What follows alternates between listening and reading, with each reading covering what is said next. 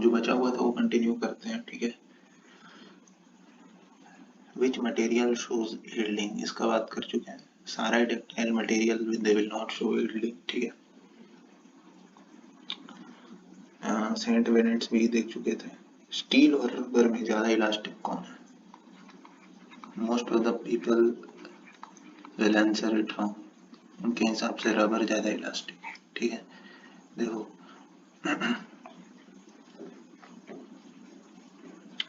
Sigma is equals to epsilon times E, ठीक है। Let's, ये मेरा स्टील का बार है, ठीक है। यहाँ इलास्टिसिटी ये है। Elasticity is basically the ratio of stress upon strain.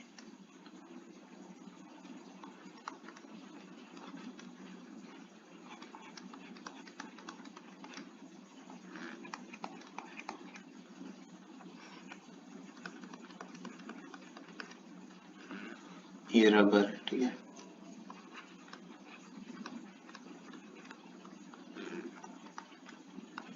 दोनों में अपन ने लोड पी लगाया है। स्ट्रेस मटेरियल पे डिपेंडेंट नहीं है, ठीक है। स्ट्रेस दोनों ही केस में P बाई ए होगा, ठीक है।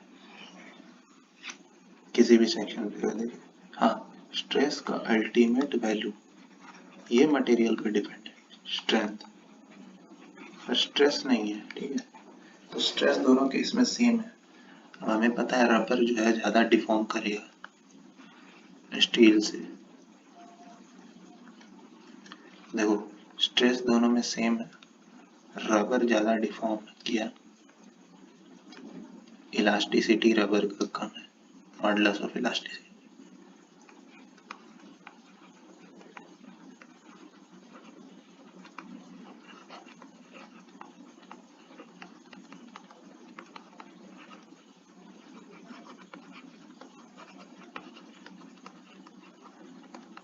तो ये जो परसेप्शन बना के रखे हैं कि इलास्टिक मतलब ये ज्यादा खिंच जाए, ये इससे क्लियर हुआ होगा, ठीक है।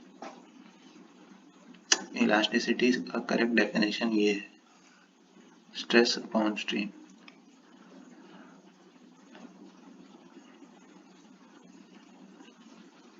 बेसिकली जब भी इलास्टिसिटी वर्ड आए तो उसको ये यंग्स मॉडुलस से रिलेट करो।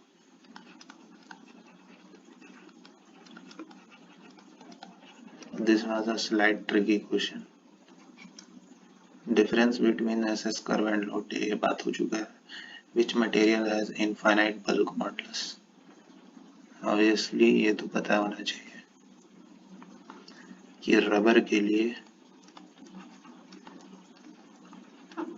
बल्क मॉडुलस इनफाइनाइट होता है। कैसे? ये तो पता होगा रबर के लिए बल्क पॉइजन रेशियो वैल्यू 0.5 है।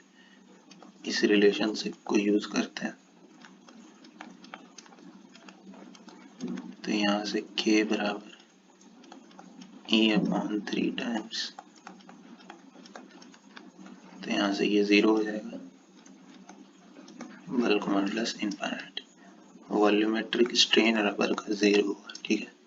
कैसे? ये फॉर्मूला होता है वॉल्यूमेट्रिक स्ट्रेन का। ये आया कहाँ से?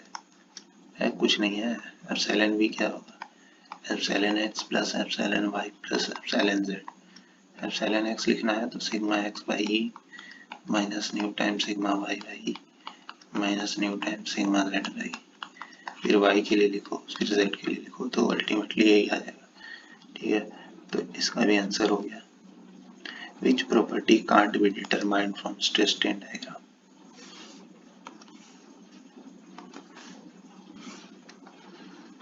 देखो अगर हम लोग टिपिकल माइल्ड स्टील का स्ट्रेस स्ट्रेन डायग्राम बनाए तो कुछ यूं बनेगा। अच्छा, ये स्ट्रेस स्ट्रेन डायग्राम कौन सा स्ट्रेस स्ट्रेन डायग्राम है? इंजीनियरिंग स्ट्रेस स्ट्रेन डायग्राम है। टू स्ट्रेस स्ट्रेन डायग्राम बनाएंगे तो ये कुछ इस तरह का बनता है, ठीक है। अच्छा क्या क्वेश्चन है? हाँ देखो इसे कितनी सारी प्रॉपर्टीज पता लग जाएंगी। Area under the stress strain diagram curve जो है मेरे को मॉडुलस ऑफ रेजिलियंस दे देगा, ठीक है। फ्रैक्चर लिमिट तक ले ले, मॉडुलस ऑफ टफनेस दे देगा। स्लोप अगर कैलकुलेट कर ले तो मेरे को इलास्टिसिटी पता लग जाएगा, ठीक है। इलास्टिसिटी को ए से मल्टीप्लाई कर दे तो मेरे को रिजिडिटी पता लग जाएगा, ठीक है। रिजिडिटी और स्टिफनेस में बेसिक सा अंतर क्या है कि देखो, क्योंकि हमको पता है, देखो स्प्रिंग वो अगर हम आधा आधा काट दें तो इस हाफ वाले पोर्शन का स्टिफनेस 2K हो जाता है। तो मतलब रिजिडिटी में ये जो ई ए वाला जो फैक्टर है इसमें एल से बस डिवाइड कर दे तो ई ए बाई एल मेरा स्टिफनेस हो जाता है।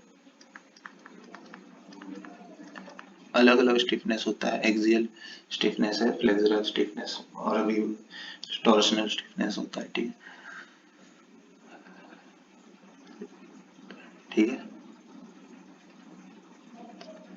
तो इससे इतने सारे प्रॉपर्टी पता लग रहे, प्लस ये जो हाइट है, हाइट मेरे को क्या बता रहा है, स्ट्रेंथ बता रहा है, ठीक है। एक्स एक्सिस में जो ये लेंथ है ये मेरे को क्या बता रहा है, डक्टिलिटी बता रहा है, ठीक है। पर कुछ छूट रहा है शायद, क्या, कौन सी प्रॉपर्टीज में छूट रही है? स्ट्रेंथ पता लग गया, डक्टिलिटी पता लग गया, toughness, the ability to absorb shock पता लग गया, इलास्टिसिटी पता लग गया, रिजिडिटी पता लग गया, तमाम प्रॉपर्टीज पता लग गए, ठीक है। इलास्टिसिटी का उल्टा, इलास्टिसिटी का जो उल्टा होता है उसको कहते हैं कॉम्प्लायंस। कॉम्प्लायंस भी पता लग गया, हार्डनेस यहाँ से नहीं पता लग गया,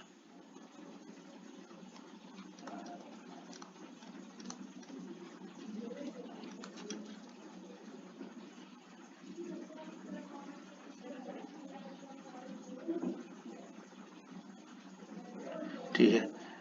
अगला क्या क्वेश्चन है, रेजिलियंस प्रूफ, रेजिलियंस और टफनेस में क्या अंतर है? देखो resilience basically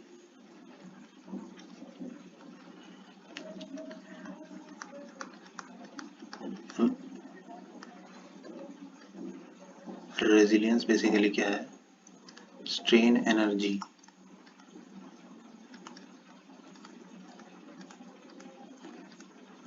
with in elastic limit,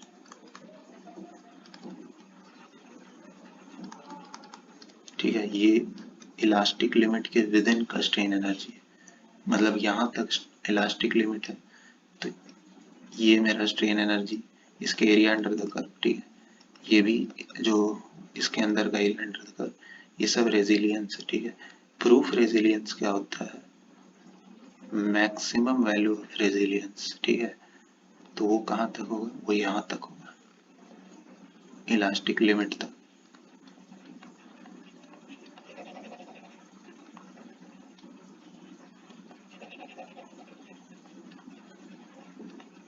ठीक है, strain energy up to elastic limit is proof resilience and toughness. Resilience basically बताता है ability of a material to deform up to elastic limit to absorb strain energy up to elastic limit, whereas toughness is the ability to absorb shock। थोड़ा बहुत deformation हो जाएगा, उससे कोई दिक्कत नहीं है, ठीक है। तो टफनेस यहाँ तक का एरिया अंडर द कर्व, ये पूरा ये टफनेस होगा, modulus of toughness. An example where stress exist without strain, कई बार बातें कर चुके हैं इस पे कि थर्मल स्ट्रेस अगर बात हो तो थर्मल स्ट्रेस में डेल्टा एल जीरो है, ठीक है।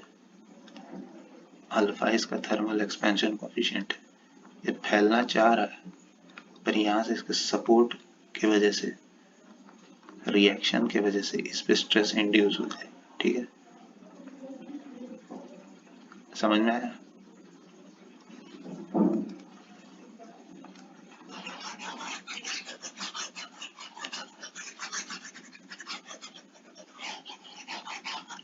बेसिकली इसका दो एग्जांपल है, stress exists without strain,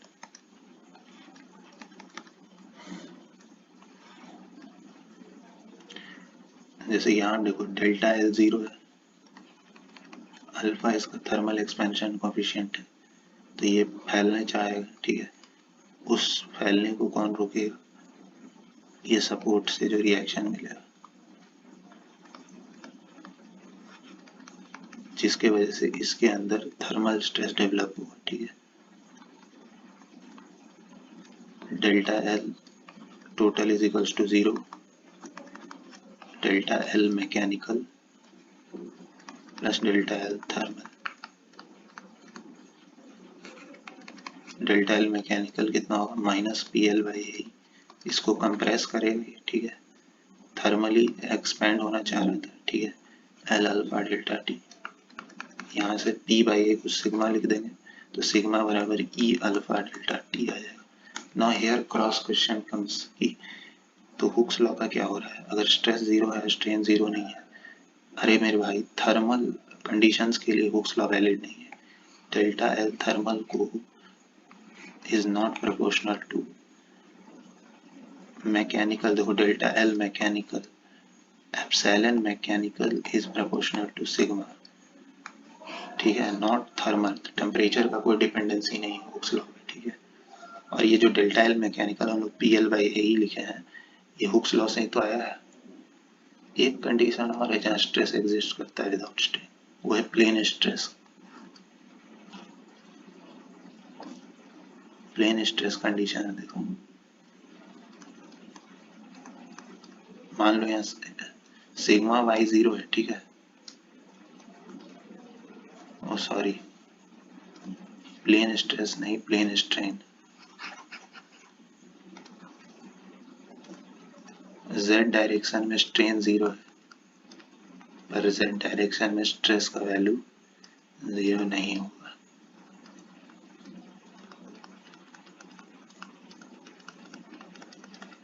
तो यहाँ से सिग्मा z आ जाएगा न्यूट sigma x plus sigma y, समझे? These are some tricky type questions.